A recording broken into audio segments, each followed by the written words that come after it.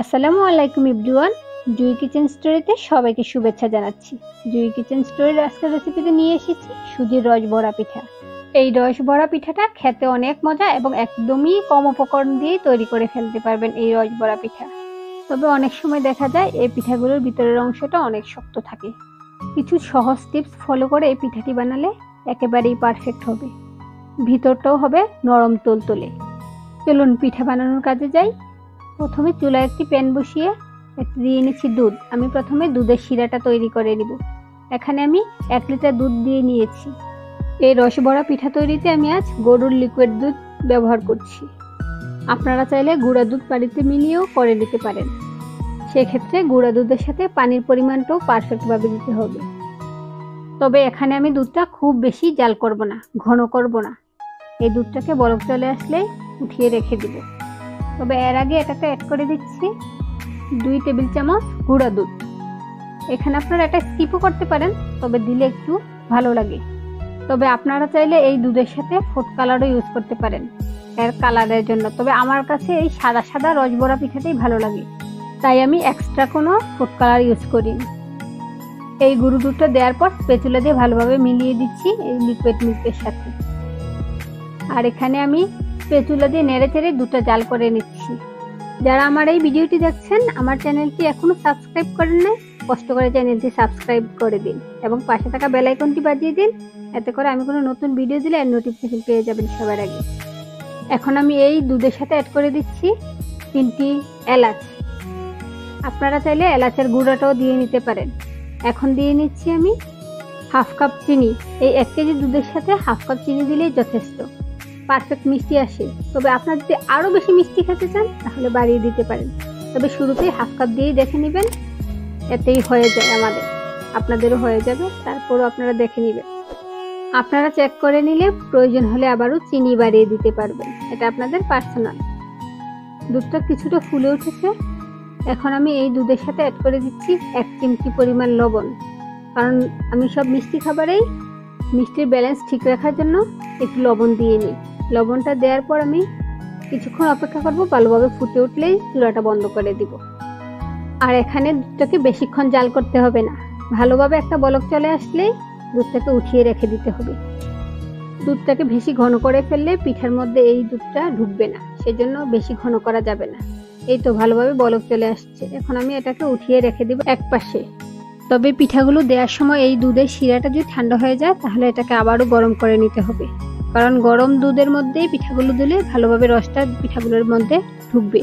দুধের শিরাটা তুলে একপাশে রেখে দিচ্ছি। এদিকে একটি মিক্সিং বোল নিয়েছি, এতে আমি 3টা ডিম ফেটিয়ে দিয়ে নিচ্ছি।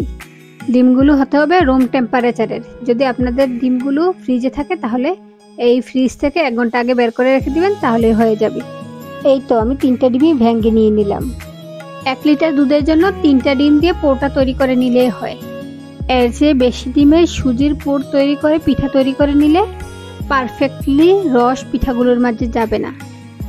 ডিমের উটকো গন্ধটা দূর করার জন্য এখন আমি এই ডিমের সাথে অ্যাড করে দিচ্ছি 2 ফোঁটা ভ্যানিলা এসেন্স। আপনারা এলাচ গুঁড়োও দিয়ে নিতে পারেন। এখন আমি এই ডিমগুলোকে বিট করে নিচ্ছি। আজ আমি ইলেকট্রিক বিটার দিয়ে বিট করে নিচ্ছি, আর আপনারা এমনিতেই বিটার দিয়েও বিট করে নিতে পারেন। সেক্ষেত্রে সময়টা একটু বেশি লাগতে পারে, 2-3 মিনিট। তবে আমি আজ এই ইলেকট্রিক বিটার ইউজ করছি, সেজন্য আমার 1 মিনিটের মধ্যেই হয়ে যায়। ডিম ফেটানোর হ্যান্ড উইস্ক দিয়েও আপনারা এই বিটটা করে নিতে পারেন। এখন আমি অ্যাড করে দিচ্ছি এখানে 1/2 চা চামচ লবণ। লবণটা দেওয়ার পর আমি আবারও একটু ভিট করে নিচ্ছি। এই ইলেকট্রিক বিটার ব্যবহারের ফলে তাড়াতাড়ি হয়ে যায়। আপনারা এমনিতেও ফুমি ফুমি ভাব করে এটাকে একটু ভিট করে নিতে পারেন। আমি একটু অলস তো, তাই ইলেকট্রিক বিটার ইউজ করছি। এই দেখুন আমি একটু ফুম ফুম অবস্থাতেই রেখেছি। এখন আমি এতে অ্যাড করে দিচ্ছি সুজি। সুজিটা আমি আগে থেকে ভেজে নেই, এমনিতেই প্যাকেটে যেরকম সুজি ছিল সেরকম ইউজ করছি। আর এখানে আমি 1 কাপ সুজি নিয়েছি। আমি সবটা একেবারে দিয়ে নিচ্ছি না, একটু একটু করে মিশিয়ে দিয়ে নিচ্ছি। আর এই মিক্সারটা বেশি ঘন করব না, সেজন্য আমি হালকাভাবে একটু একটু করে দিচ্ছি। খুব বেশি শক্ত হয়ে গেলে পিঠাগুলো শক্ত হয়ে যায়, সেজন্য আমি এই যে এরকম অবস্থায় রেখে দিব, এর চেয়ে বেশি ঘন করব না। আর এই মিক্সারটা রেডি করার সাথে সাথেই চুলাতে ভেজে নিতে হবে।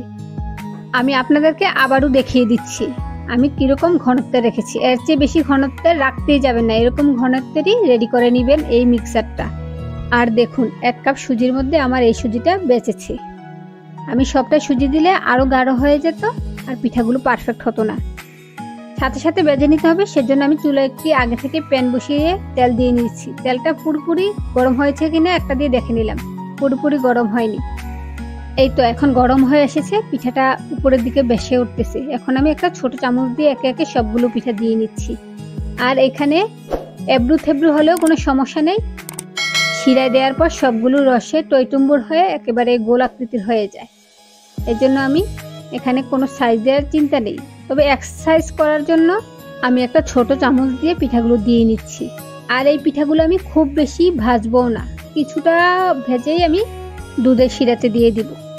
এখানে খুব বেশি ব্রাউন কালার করেও ভেজে নিতে হবে না, আমি একে একে সবগুলো পিঠাই দিয়ে দিচ্ছি এই ছোট চামচটা দিয়ে। আর এই মুহূর্তে চুলার আঁচ মিডিয়াম লোতে রেখে আমি ভেজে নিচ্ছি, একেবারে মিডিয়ামেও রাখিনি, একেবারে লয়েও রাখিনি। এইদিকে দেখুন একটা পিঠা এক পাশ হওয়াতেই নিজে নিজে উল্টে গেছে।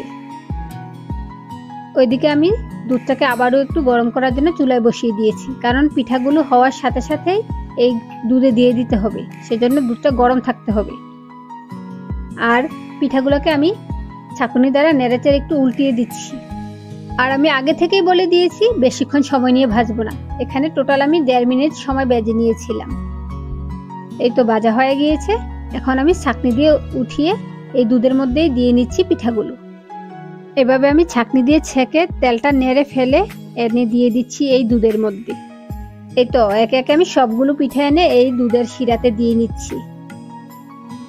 এই মুহূর্তে দুধের শিরার চুলাটা অফ করে দেওয়া হয়েছে, কারণ চুলায় বসিয়ে এগুলোকে জাল করে নিতে হবে না। আমি স্প্যাচুলা দিয়ে ভালোভাবে একটু নেড়ে চেড়ে দিচ্ছি যেন সবগুলো রসের মধ্যে ভালোভাবে ডুবে থাকে। আর এখন আমি ঢাকনা দিয়ে ডেকে রেখে দিব। ঢাকনা দিয়ে ডেকে আমি এটাকে রাখবো 2 ঘন্টা। এর চেয়ে বেশি সময় রাখতে হয় না, তবে আপনারা চাইলে এর চেয়ে বেশি সময় রাখতে পারেন। আমি 2 ঘন্টাই রাখবো। 2 ঘন্টা পরেই আপনাদেরকে দেখিয়ে দিব পিঠাগুলোর মধ্যে কতটা রস ঢুকেছে আর পিঠাগুলো কতটাই নরম হয়েছে। এই তো 2 ঘন্টা পর ফিরে এসেছি, দেখুন সবগুলো পিঠাই দুধটা টেনে নিয়েছে আর পিঠাগুলো একেবারে ফুলে টইটুম্বুর হয়ে গিয়েছে। আপনারা কিন্তু এর চেয়ে বেশি সময়ও রাখতে পারেন, তবে আমার এতটাই পছন্দের পিঠা এটা যে আমি 2 ঘন্টা অপেক্ষা করতে পারিনি। 2 ঘন্টা পরই এটাকে আমি আপনাদেরকে সার্ভ করে দেখাচ্ছি, তবে ফ্রিজেও আপনারা রাখতে পারেন। এখন বাটিতে নিয়ে আপনাদেরকে পরিবেশন করে দেখাচ্ছি। দেখুন সবগুলো পিঠা একেবারে ফুলে টইটুম্বুর, এবং দেখুন আমি আপনাদেরকে প্রেস করে দেখাচ্ছি, একেবারে অনেক রস ঢুকেছে এই পিঠাগুলোর মধ্যে। দেখুন এতটাই সফট হয়েছে যে আমি প্রেস করে দেখানোতে এটা ভেঙে গিয়েছে।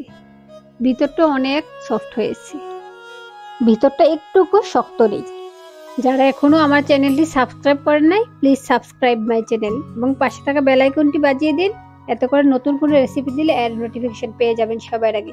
আর আপনারা আমার রেসিপিটি ফলো করে একবার বানিয়ে খেয়ে দেখুন, আর যদি আপনারা এই বানিয়ে খেয়ে থাকেন তাহলে আমার সাথে শেয়ার করবেন ছবিগুলো। আর ভিডিওটিতে একটি করে লাইক দিয়ে দিন, আর বেশি বেশি কমেন্টস করুন। আপনাদের কমেন্টসগুলো নতুন রেসিপি দিতে অনেক বেশি উৎসাহিত করে। আশা করি ভিডিওটি আপনাদের ভালো লেগেছে। আমি একেবারে এই সহজ পদ্ধতিতে আপনাদের সাথে শেয়ার করেছি। আবার চলে আসবো অন্য কোনো নতুন ভিডিও নিয়ে। সে পর্যন্ত সবাই ভালো থাকবেন, সুস্থ থাকবেন। আল্লাহ হাফেজ।